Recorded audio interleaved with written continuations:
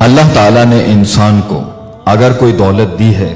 جس کی کوئی قیمت نہیں ہے، جس کی انسان قدر بھی نہیں کرتا، وہ ہے ایمان کی دولت۔ وہ دولت، وہ ایمان جس سے انسان اللہ کی معرفت حاصل کرتا ہے، اس کو جانتا ہے، اس کے ناموں کو پہچانتا ہے اور اس کے افعال کو، کیا وہ کام کرتا ہے صبح سے شام، انسان کی پوری زندگی کے اندر اگر اس کو اس چیز کا آئیڈیا ہو جائے، یہ بہت بڑی دولت ہے۔ پھر نبی صلی اللہ علیہ وسلم سے پیار، پھر فرشتوں سے معرفت، پھر جنت جہنم سے معرفت، آخرت کا کانسیپٹ، پرپز آف لائف، زندگی کا وجود، کس سے دوستی اور کس سے دشمنی، ابلیس کی معرفت کہ ابلیس کون ہے اور آدم علیہ السلام کے ساتھ اس کی کیا دشمنی تھی، قرآن کیا ہے، حدیث کیا ہے، اس زندگی کا منشور کیا ہے۔ اللہ تعالیٰ نے انسان کو اگر کوئی ایسی دولت دی ہے جس پہ اللہ تعالیٰ کہتا ہے فقط اوتیا خیرن کثیرا، تو وہ یہ دین کی معرفت ہے، وہ دین کی ہدایت۔ اور ایک جگہ پہ تو اللہ کے نبی صلی اللہ علیہ وسلم نے فرمایا من یرید اللہ بہ خیرا یفقہہ فی الدین، اللہ تعالیٰ اگر کسی کے ساتھ بھلائی کا ارادہ کرتا ہے تو کیا کرتا ہے، یفقہہ فی الدین، اسے دین کی سمجھ دیتا ہے۔ اللہ تعالیٰ قرآن میں کہاں نہیں کہتے لا یستوی الذین یعلمون والذین لا یعلمون، وہ جو جانتا ہے، وہ جو معرفت رکھتا ہے، وہ جو سمجھتا ہے، جس میں اترا ہوا ہے، وہ برابر نہیں ہو سکتا اس کے جو جاہل ہے، جو جانتا ہی نہیں، جو ناآشنا ہے، جو غافل ہے، جو نیندوں میں اور غفلتوں میں سو رہا ہے۔ اسی طریقے سے یہ علم ہے، یہ ایمان ہے، یہ عمل ہے، یہ دنیا کی سب سے بڑی دولت ہے۔ لیکن اگر انسان اپنے ایمان کا خیال نہ رکھے اور اس کی پرواہ نہ کرے اور اس کو ڈھیلا چھوڑ دے، اپنی زندگی کو ہلکا لے لے یا اپنی ایمان والی زندگی پر کمپرومائز کر لے، تو انسان کا ایمان بجھتے بجھتے بجھتے معصومیت کی وہ آواز، فطرت کی وہ آواز اور فطرت سلیمہ اور عقل سلیمہ کی وہ آواز اور رحمت جو اللہ نے انسان کے دل میں ایمان کی شکل میں اتاری تھی، وہ اس کے سینے سے، اس کی زندگی سے بجھتے بجھتے اسے نفاق اور کہاں کن وادیوں میں لے کے جاتی ہے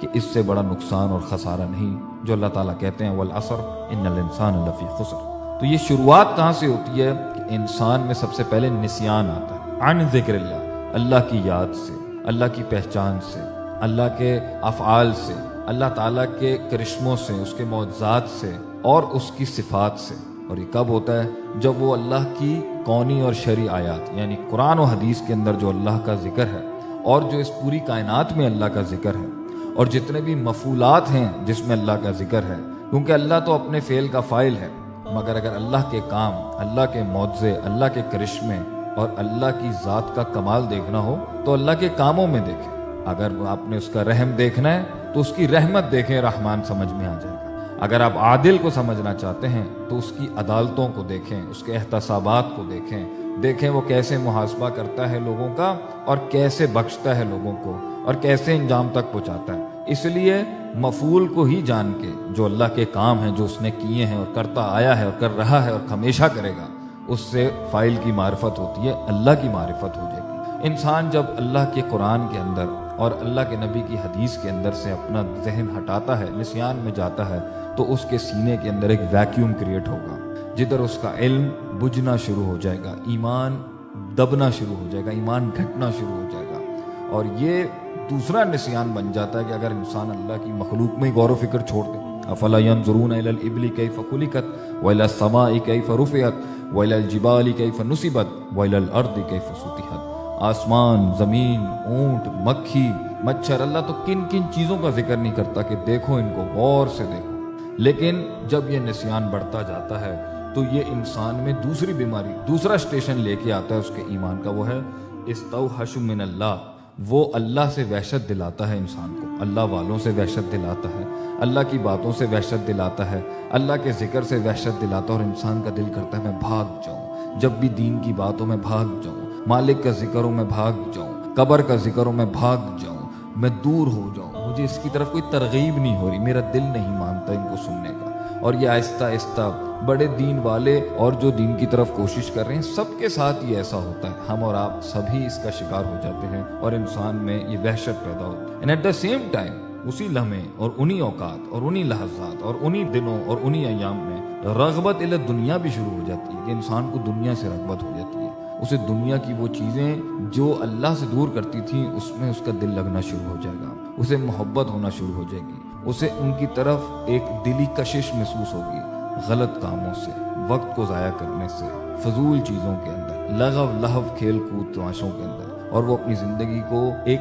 لائٹلی لینا شروع کرتے ہیں۔ اور آج دیکھیں جو انسان بھی اپنے آپ کو برباد کر رہا ہے، جو انسان بھی خودکشیاں کر رہا ہے، جو انسان بھی شراب پی رہا ہے، جو انسان جھگڑے کر رہا ہے، گھر توڑ رہا ہے، رشتے توڑ رہا ہے، سب کو تنگ کر رہا ہے اور ذمہ داریاں نہیں سنبھال رہا، وہ ایک طریقے سے اپنی زندگی کو ہلکا، اس کی کوئی قدر و قیمت نہ رکھنا اور اس کا کوئی خیال لحاظ نہیں کرنا کہ یہ اللہ کی نعمت تھی، اس کو سنبھال کے اس کا ایک دن حساب دینا ہے، انسان اپنے آپ کو وہاں پر ادنا اور بہت ہلکا لے لیتا ہے، جس کی وجہ سے انسان اس سٹیج میں آتا ہے۔ یہاں سے آگے بڑھتا ہے اور پھر گناہوں کا سلسلہ مزید شروع ہوتا ہے اور صغیرہ گناہ کنسسٹنٹلی اور مستقل مزاجی سے ہونا شروع ہو جاتے ہیں، اس حد تک کہ صغیرہ کبیرہ بن جاتے ہیں اور کبیرہ بھی مستقل مزاجی میں چلا جاتے ہیں، اور انسان میں اس سٹیج پر غفلت ہی غفلت آنا شروع ہو جاتی ہے، وہ بھولنا شروع ہو جاتا ہے، ایسی نیند کہ جو آنکھیں بھی کھلی ہوں تو حق نہیں دکھائی دیتا، اور اس کے بعد اس میں آخرت کا نسیان شروع ہو جاتا ہے، اسے آخرت یاد نہیں رہتی، اسے اللہ یاد نہیں رہتا، اسے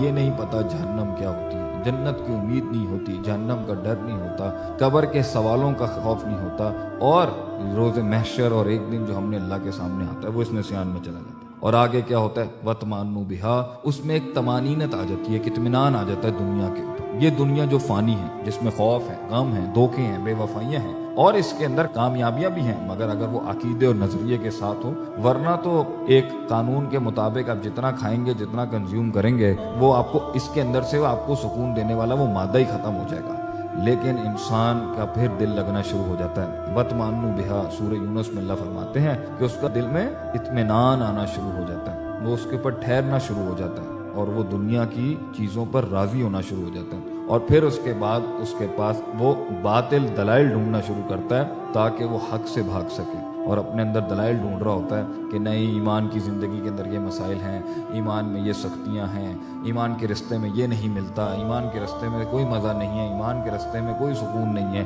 دیکھیں دنیا میں ترقی بھی کرنی ہے، جینا بھی ہے، معاملات بھی کرنے ہیں، حساب کتاب بھی کرنے ہیں، اور پھر آگے سے اس کا دل فی قلوبہم مرض، مریض ہونا شروع ہو جاتا ہے، فزادہم اللہ مرضا، اور اس کے دل کے اس مرض میں زیادتی ہونے لگتی ہے، اور پھر نفاق اصغر اس کے دل میں آنا شروع ہوتا ہے جو نفاق اکبر بن جاتا ہے، مائنر ہپوکریسی، مائنر نفاق میجر نفاق بنتا ہے، جب اذا حدث کذب، جب بولے گا جھوٹ بولے گا، وَإِذَا عَهَدَ فَجَرَ، اور جب عہد کرے گا، کمٹمنٹ دے گا تو اس وعدے کی خلاف ورزی کر دے گا، وَإِذَا آصَمَ فَجَرَ، اور جب جھگڑا کرے گا تو گالم گلوچ، زبان یہاں سے بد تہذیب اور بد اخلاق زبان انسان کی ہو جاتی ہے، اور اس کے آگے ایک ایسا دل کا معاملہ آتا ہے جسے ذیغ القلوب بھی ہم کہتے ہیں، جس کی ہم دعا بھی مانگتے ہیں، ربنا لا تزغ قلوبنا بعد اذ ہدیتنا، اللہ ہمارے دل کو نہ پھیر دیں بعد اس ہدایت کے، اور استقامت کے اس لیول پہ آ کے بالکل پرخچے ہی اڑ جاتے ہیں کہ انسان کبھی آتا ہے کبھی نہیں آتا، کبھی نماز پڑھتا ہے کبھی نماز نہیں پڑھتا، کبھی جمعہ پڑھتا ہے کبھی نہیں پڑھتا،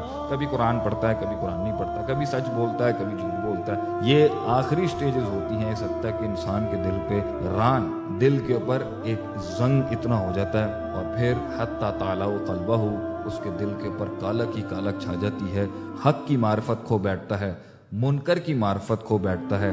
حق کو منکر جانتا ہے اور منکر کو حق جانتا ہے، معروف کو منکر سمجھتا ہے، منکر کو معروف سمجھتا ہے، نیکی کو ناکامیابی سمجھتا ہے اور برائی کو کامیابی سمجھتا ہے، اور انسان کا ایمان جب یہ گچ مچ ہو جائے اور حق باطل کی اسے تفریق نہ ہو اور وہ نسیان میں، غفلت میں، معصیت میں، کبائر میں ڈوبا ہوا ہو، ہدایت آنے کے بعد یا آئی بھی تھی یا اس کو دھتکار دیا، یا زندگی بھر یہ معاملات ہی سمجھ میں نہیں آئے کہ حق کیا ہوتا ہے، باطل کیا ہوتا ہے، زندگی کیا ہوتی ہے، مقصد کیا ہوتا ہے، لوگ کیا ہوتے ہیں، حقوق کیا ہوتے ہیں، اللہ کیا ہوتا ہے، بندے کیا ہوتے ہیں، آخرت کیا ہوتی ہے، دنیا کیا ہوتی ہے، مقصد کیا ہوتا ہے، انجام کیا ہوتا ہے، اس سے بڑی ایمان کا نقصان اور ایمان کا کم ہونا انسان کا سب سے بڑا خسارہ ہے۔ کہ اللہ تعالیٰ ہمیں ان سارے سٹیجز میں جن درجوں میں سے ہم گر کے اپنے ایمان کو اس کا نقصان کر رہے ہیں، ہمیں اس کو احسان کے درجے پر، ایمان کے درجے پر، اسلام کے درجے پہ پہنچانے کی توفیق اور محنت کرنے کی توفیق عطا فرمائے، آمین۔